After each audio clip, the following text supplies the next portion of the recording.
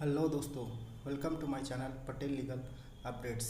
मैं गोपाल मलाकार आज आप लोगों के लिए संविधान संशोधन से संबंधित लीडिंग केसेस लेकर आया हूं, जिसमें पहला केस शंकरी प्रसाद बनाम भारत संघ है, जो AIR 1951 SC 458 के संदर्भ में दिया गया है। सन 1952 में सर्वोच्च न्यायालय ने सर्वसम्मति से निर्णय दिया कि संसद निर्धारित प्रक्रिया द्वारा मूल अधिकारों सहित संविधान के किसी भी भाग में संशोधन कर सकती है।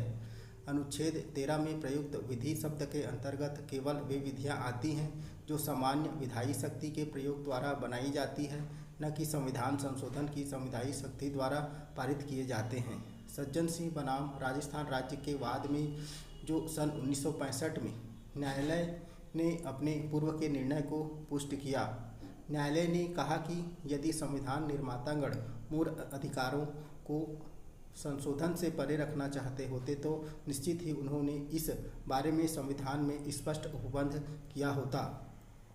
दूसरा केस है सज्जन सिंह बनाम राजस्थान राज्य, जो AIR 1965 SC 845 के संदर्भ में दिया गया है। उच्चतम न्यायालय ने शंकरी प्रसाद के मामले को मान्यता दी और कहा कि संविधान संशोधन का अर्थ है संविधान के सभी भागों में संशोधन। तीसरा केस गोलखनाथ बनाम पंजाब राज्य, जो AIR 1967 SC 1643 के संदर्भ में है, जिसमें सर्वोच्च न्यायालय ने शंकरी प्रसाद और सज्जन सिंह के मामले में दिए गए अपने पूर्व निर्णय को पलट दिया। न्यायालय ने आगे धारित किया कि संविधान के भाग 3 में संशोधन करने की संसद के पास कोई शक्ति नहीं है कि वह मौलिक अधिकारों को छीन ले या उनका अतिक्रमण कर सके। इस वाद में न्यायालय ने मूल अधिकारों को नैसर्गिक अधिकार घोषित किया। न्यायालय ने कहा कि संसद मूल अधिकारों में ऐसा कोई संशोधन नहीं कर सकती जो भाग 3 में प्रदत्त अधिकारों को छीनती है या न्यून करती है।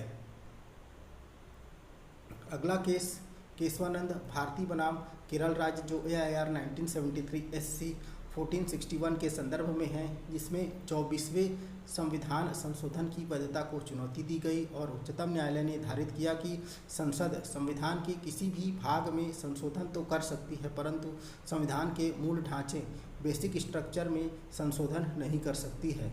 अगला केस मिनर्वा मिल्स लिमिटेड बनाम भारत संघ के केस में, जो AIR 1980 SC 1784 के संदर्भ में है, जिसमें